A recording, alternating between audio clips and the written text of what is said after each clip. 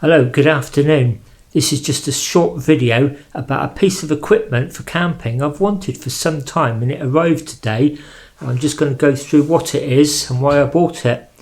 And this is it. It's a very lightweight, compact, USB rechargeable pump for inflating things like air mattresses when you're camping. That's what I bought it for. It do other things like toys, air beds.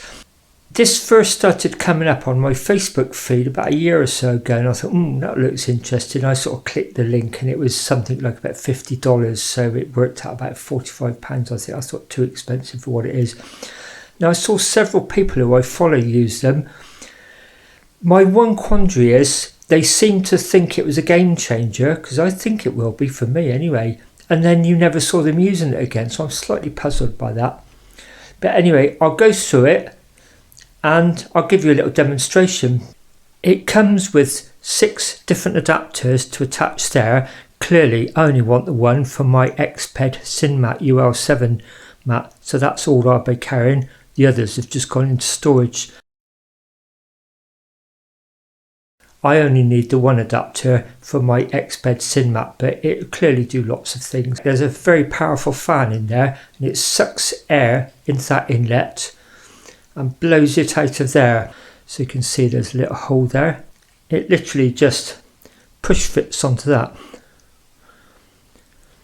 And then let me show you some other benefits of this. If you hold it down for 3 seconds,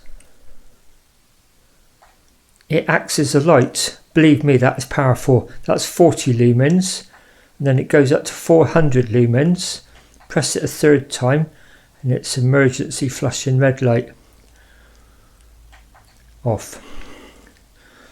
And it's also got a retractable handle, so you can literally have it up in your tent as a lantern. How cool is that?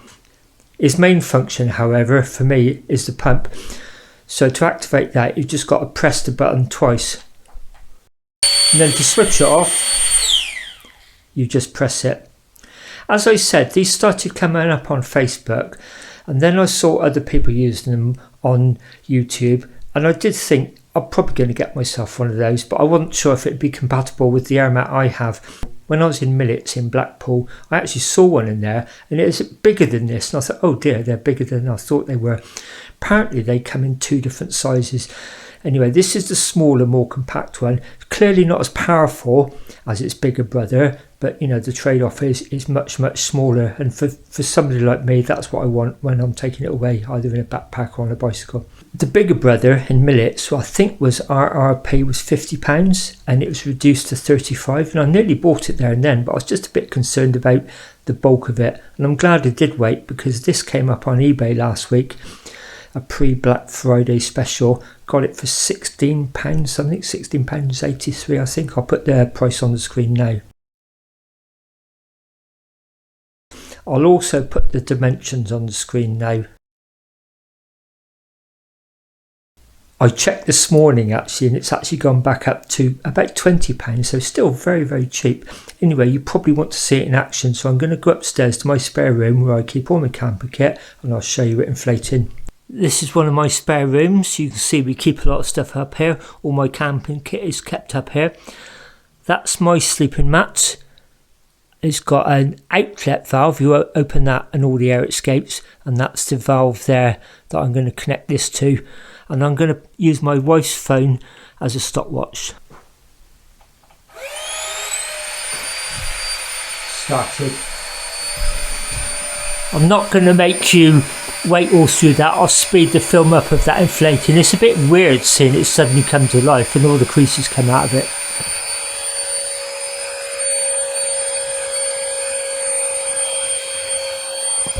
That's it, stopping.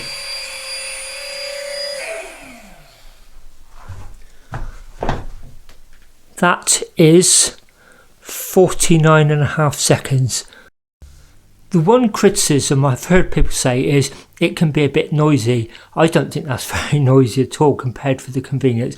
It's probably going to echo a little bit more inside the tent. I am going to use it next couple of weeks when I do my next hot tenting, but that is absolutely amazing. If that lasts, that's going to be a game changer for me. And this gives you an idea of its charge times using the lantern in your tent. At 40 lumens, they say it's going to last for 10 hours. At 400 lumens, 4 hours. And in the SOS flashing red mode, 12 hours. If it was to need charging, there's the USB port, and it's compatible with my mobile phone charging lead, so I don't even need to take an extra lead. I always carry that with me anyway, and a mini USB cable for things like my lights and all the other extras, head torch, that sort of thing. As I said, that sucks the air in. You can actually feel it if you put your hand on it, and that's where it expels it. You can feel the compressed jet coming out. What it also claims to do is help deflate your mat as well, so I'm just going to give you a quick demonstration of that as well. So this time you're still attaching that to the device, but instead of putting it on there on the outward valve, you're putting it there on the inward valve, and again that goes into the sleep mat valve, and that by all accounts will suck all the air out of it. I can see it starting to crease in already. I haven't actually tried this yet, actually this is the first time, so again I'll speed everything up.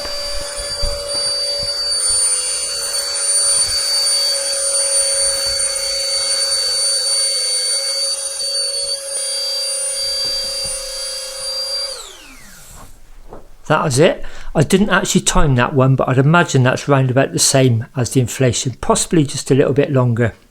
I should add, when you do plug this in to charge it, it comes on red. It took me about 90 minutes to charge that fully, because it did come fully discharged, and then a small green light comes on. And it also comes with this little drawstring carry bag. So there, that goes in there. It's not very heavy at all, it really is not, and it's so much less bulky.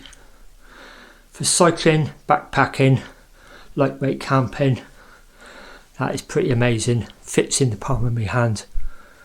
I'm not sure what it is in weight, but it really not very heavy at all. Anyway, you'll be seeing that in use on my next camping trip when I take the hot tent, hopefully up onto a Roman road. A quick note about the last video. I noticed when I was editing it, the video was a bit ropey in places. That's because I dropped the windsock that goes over the external microphone that ended up in a puddle. So although it's pretty effective in the wind, it's not very effective if it gets wet. So that explains the poor audio quality in places. Anyway, hope you find that interesting. I'll see you soon on a camp.